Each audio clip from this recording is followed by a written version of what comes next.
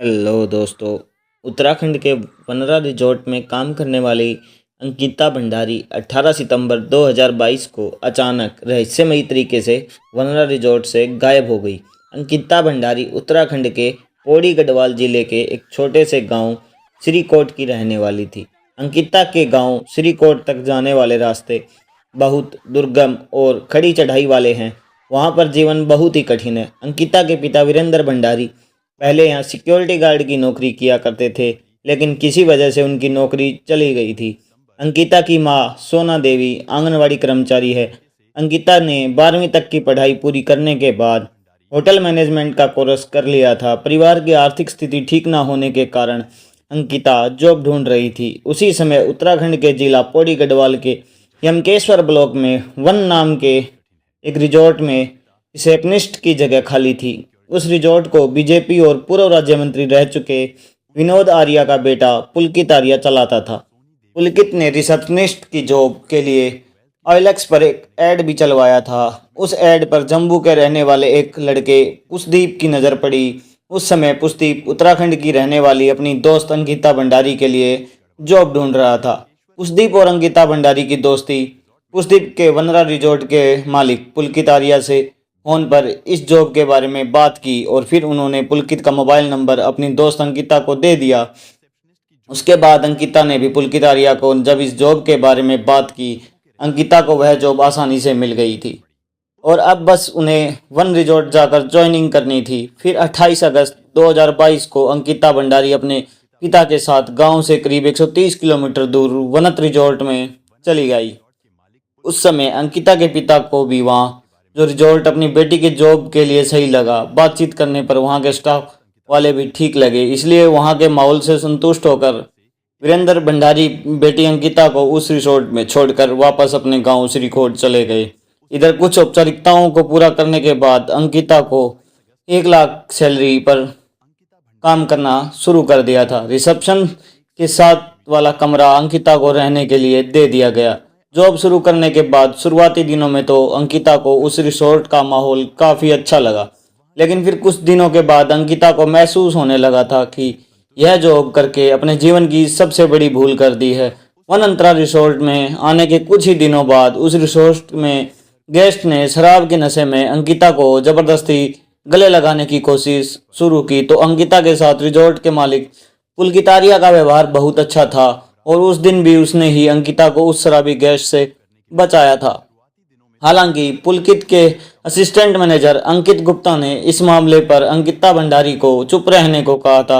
अंकिता ने यह बातें चैट के जरिए अपने जम्मू के दोस्त पुष्पदीप को बताई थी।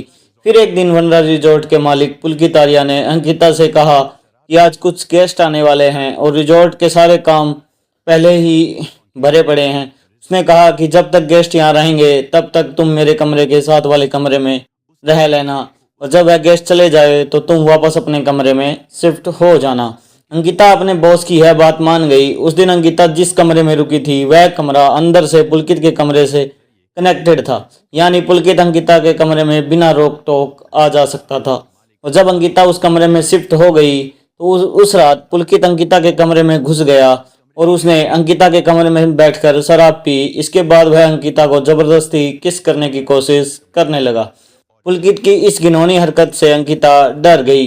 उसने पुलकित का विरोध किया और उसे खूब खरी खोटी सुनाई। अंकिता का गुस्सा और ऐसा रवैया देख पुलकित ने तुरंत अपना रंग बदल लिया और वह अंकिता से माफी मांगने लगा। इतना ही नहीं, पुलकित ने कई बार अंकिता को ड्राइविंग सिखाने के बहाने उसके करीब आने की कोशिश की, लेकिन अंकिता ने हर बार उसके मंसूबों पर पानी फेर दिया।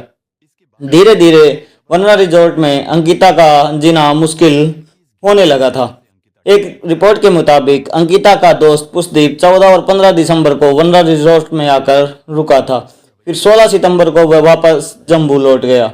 उसके बाद 17 सितंबर की रात को अंकिता और पुष्पदीप की व्हाट्सएप के जरिए बात हुई। उसने पुष्पदीप को बताया कि वनरा रिजॉर्ट में खुद को बहुत अनसेफ महसूस कर रही है। उसने व्हाट्सएप में बताया कि असिस्टेंट मैनेजर अंकित गुप्ता उसके पास आया और कहने लगा कि उसे कुछ बात करनी है, जिसके बाद अंकिता उसके साथ थोड़ा साइड चली गई। उसके बाद अंकित गुप्ता ने अंकिता भंडारी से कहा कि सोमवार को यानी 19 सितंबर को एक VVIP गेस्ट आने वाला है, उन्हें एक्स्ट्रा सर्विस देनी है और इस एक्स्ट्रा सर्विस के लिए गेस्ट उसे इतने पैसे देने को तैयार है। इस पर अंकिता भंडारी ने कहा कि इसमें क्या कर सकती हूँ। अंकित गुप्ता ने उससे कहा, तुम बोल रही थी ना तुम स्पा वगैरह भी करोगी। अंकिता गुप्ता की इस बात पर अंकित गुस्से में पड़ी और वो अंकित गुप्ता पर भड़क गई। अंकिता भंडारी का यह रूप देखकर अंकित गुप्ता ने कहा कि यह गवार गांव वाली हरकतें मत करो, गेस्ट देख रहे हैं। अंकिता ने कहा कि मैंने तो बस यही बोला था कि रिजॉर्ट में स्पा वगैरह भी खोलते हैं, लेकिन इससे हमारी मेरी बात कहाँ से आई, यानी इसमें मेरे स्पा देने और एक्स्ट्रा सर्विस देने वाली बात कहाँ से आ गई।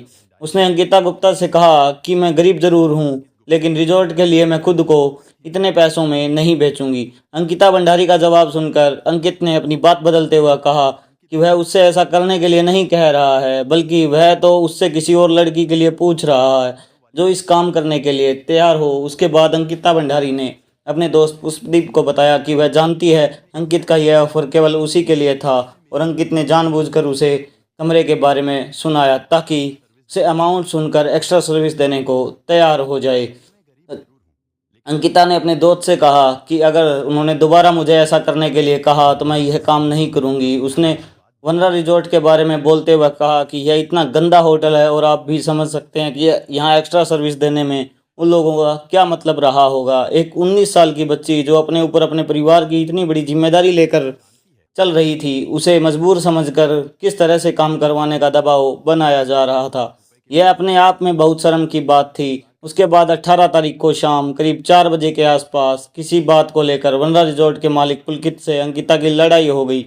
इस दिन रिजॉर्ट के कई कर्मचारियों ने भी अंकिता को रोते हुए देखा था और फोन पर मदद की गुहार लगाते हुए भी सुना था। हेलो मैम, करण बोल रहा हूँ, क्या हो गया, प्लीज़ मेरे बैग ऊपर ले आओ, जो दुकान तक चल के आओ, गाड़ी घुमा के लाओ, ऐसे करो। वनरा रिजॉर्ट के कर्मचारी का कहना था कि अंकिता मैम रो रही थी। तब अंकिता गुप्ता